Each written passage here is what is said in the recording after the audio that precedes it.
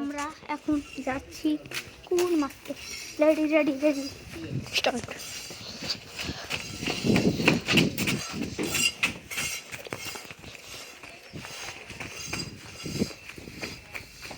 বলো খুব danger guys, এই জায়গাটা খুব ডেঞ্জার।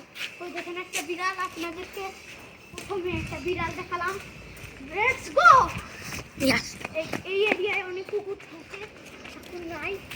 দেখো এটা বলো খুব ভুতুরে ভাবে। এই বাড়িটা অনেক ভুতুরে, এটা অনেক বছর ধরে পড়ে রয়েছে, প্রায় 10 বছর। কেউ ঢুকে নাই বাড়িতে। এখন লাইট ফাইট সব ভাঙা চূড়া।